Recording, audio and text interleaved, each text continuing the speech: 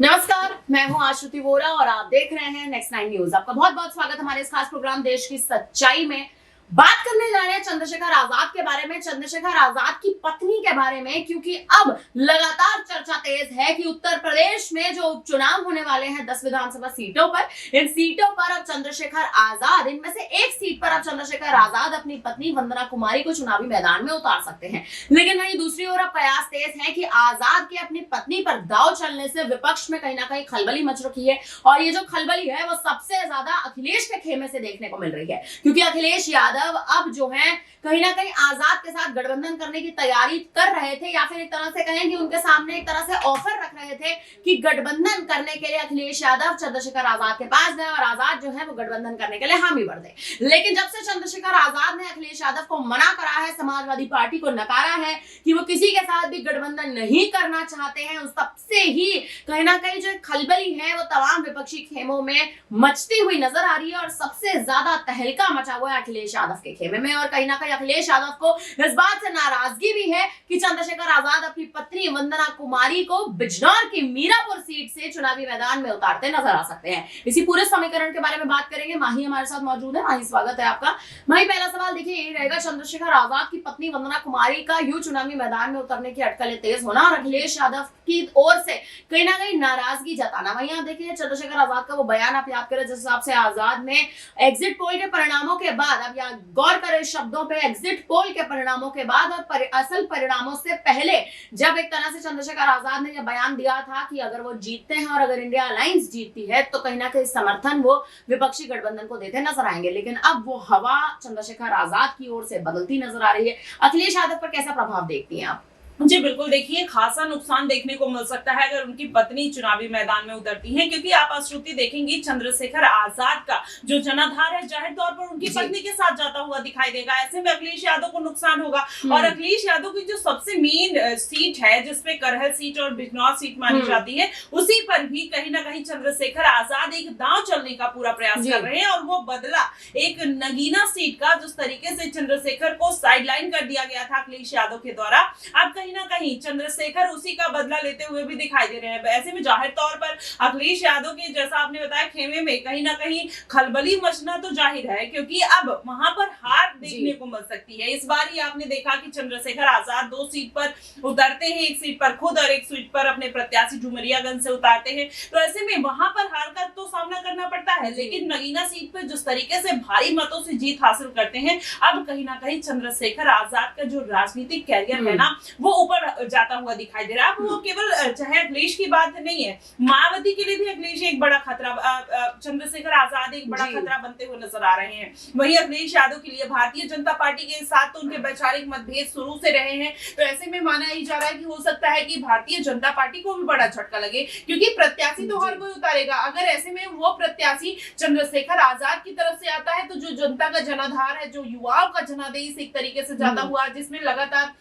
आपने देखा चंद्रशेखर आजाद को एक चीज नोटिस करने वाली है कि वो लोगों की मर्म को पकड़ते हुए नजर आ रहे हैं, और जनता में जिस तरीके से जो विवाद उठते हैं वो वही मुद्दा पकड़ लेते हैं, और कहीं ना कहीं जनता इस बात को लेकर कनेक्ट हो जाती है। आप देखिए नीट का मुद्दा उठा, नेट का मुद्दा उठा, कहीं ना कहीं उसको उठाया, और जो पुलिस वाले हैं, ये कवायद बहुत दिन से चल रही है कि पुलिस वालों को जो टाइमिंग है उसको लेकर कहीं ना कहीं एक खेमे में उनके ही हलचल देखने को मिली थी कि उनका जो वर्क टाइमिंग है वो बहुत ज्यादा है, उनको थोड़ा कम किया जाए। तो चंद्रशेखर, आप देखिए उनकी बारीकियों को देखिए, किस तरीके से मुद्दे उठाते हैं जो जनता के दिल पर सीधे जाकर लगता है। तो जाहिर तौर पर उनकी पत्नी उतरेंगी तो उनका जनाधार उनके साथ आता हुआ दिखाई देगा, और यही कारण है कि अखिलेश यादव में थोड़ी बौखलाहट देखने को मिल रही है। लेकिन आप देखिए मीरापुर सीट से अगर आप चंद्रशेखर आजाद की पत्नी की अगर हम बात कर रहे हैं, तो वहीं मायावती जो है वो भी कहीं ना कहीं चुनावी दांव चलने का प्रयास कर रही है, और उनका चुनावी दांव चलने का प्रयास इस बार खुद से है, उनके किसी प्रत्याशी पर नहीं, उनके ही भतीजे आकाश आनंद पर है कि मीरापुर सीट से आकाश आनंद चुनावी मैदान में उतर सकते हैं। कांटे की टक्कर तो आप देखिए मीरापुर सीट पर होती जरूर नजर आएगी, लेकिन अखिलेश यादव के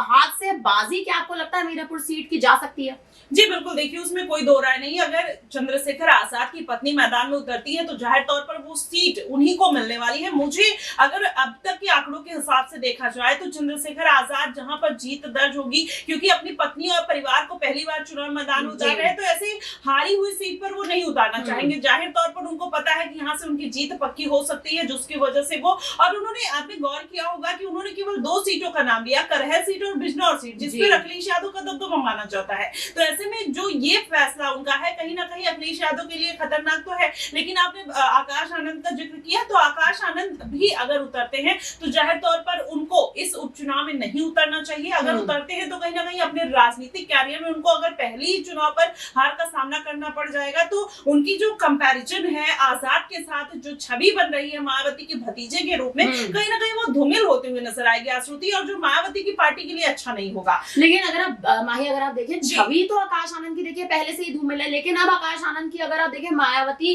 वापसी अगर आकाश आनंद की करवा रही है, तो कहीं ना कहीं आपको ऐसा नहीं लगता कि मायावती जो है वो आजाद की जीत के बाद थोड़ी बौखला उठी है? क्योंकि आजाद ने जिस हिसाब से दलितों के समीकरण पर कहीं ना कहीं आप देखिए एक तरह से निशाना साधा है, और चंद्रशेखर आजाद का हमेशा से आप देखिए उनकी रणनीति रही है कि दलितों के मसीहा के तौर पर काम करना चाहा है उन्होंने, और इस बार दलितों के मसीहा के तौर पर ही जिस हिसाब से उन्होंने काम भी किया है, जीत भी दर्ज की है नगीना की सीट से, और अब उनकी पत्नी को चुनावी मैदान में उतारना। आकाश आनंद की छवि की बात करें, आकाश आनंद तो देखिए पहले से उनकी छवि जिस हिसाब से उन्होंने बयान दिया है हाल ही में, उसके बाद से उनकी छवि काफी धूमिल होती नजर आई, और उसके बाद मायावती का वो कड़ा एक्शन, कांटे की टक्कर उस सीट पर कहीं ना कहीं आपको देखने को लगती है। देखिए श्रुति, मुझे ऐसे आकाश आनंद के बारे में ये लगता है कि वो बयान उनका विवादित जरूर था, लेकिन मायावती की एक्शन ने कहीं ना कहीं उसको बड़ा बना दिया। नहीं तो ऐसे तमाम चेहरे हैं जो कहीं ना कहीं कितने बड़े बड़े विवादित बयान देते हुए नजर आए, चाहे भारतीय जनता पार्टी की, कांग्रेस की बात करें, अखिलेश यादव की बात करें, संसद में जिस तरीके की बातें नीतीश कुमार बोलते हुए नजर आए थे महिलाओं के लिए, वो कम विवादित बयान था।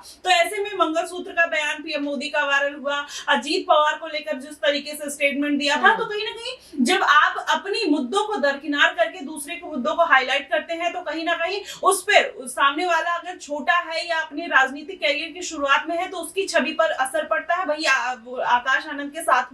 होता हुआ दिखाई दिया है। लेकिन अगर आप पूरा नजर डालेंगे तो आकाश आनंद को कहीं ना कहीं मायावती को उनके पद से हटाना बहुत बड़ी गलती है, क्योंकि आकाश आनंद 10 रैलियों में जितना फेमस हुए हैं, अलग अलग टीवी चैनल पे आकर उन्होंने इंटरव्यूज दिए, अपनी एक प्रतिक्रिया दी, चाहे आजाद के खिलाफ, आजाद जाहिर तौर पर एक बड़े नेता के तौर पर, लेकिन आकाश आनंद ने जिस तरीके से 10 रैलियों में ही अपनी एक रफ्तार पकड़ी थी कुछ दिनों में, क्योंकि आजाद आज से काम नहीं कर रहे हैं, वो अखिलेश यादव के साथ जुड़े, जयंत चौधरी के साथ जुड़े, वो 5 साल से लगातार जमीनी स्तर पर काम कर रहे हैं। वही आकाश आनंद ने इतना जमीनी स्तर पर काम नहीं किया, उन्होंने अभी स्टार्ट किया था, और ऐसे में विवादित बयान आना, इतने बड़े फैसले लेकर उनको पार्टी से हटा देना, कहीं ना कहीं उसमें आकाश आनंद का नुकसान हुआ है। और रही विवादित बयान देने की, आप साध्वी प्रज्ञा की बात कर लीजिए, जो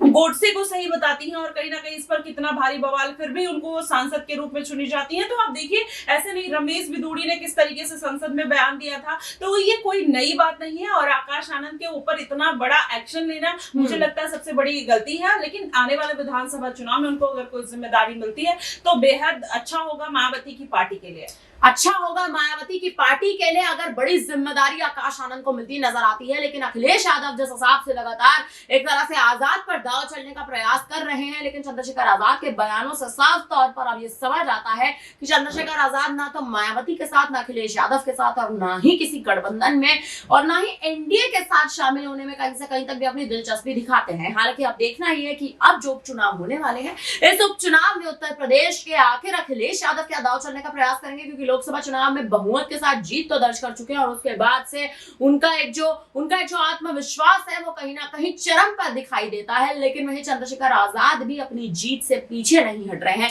चंद्रशेखर आजाद भी अपने दाव चलने से पीछे नहीं हट रहे हैं, और अब कहीं ना कहीं दिलचस्प है उत्तर प्रदेश के उपचुनाव की जो स्थिति कहीं ना कहीं बनती नजर आ रही है। फिलहाल अब इस पर आप क्या कहेंगे, हमें कमेंट करके जरूर बताइएगा। हमारी तमाम बड़ी खबरों के लिए आप बने रहे हमारे साथ, देखते रहिए नेक्स्ट टाइम।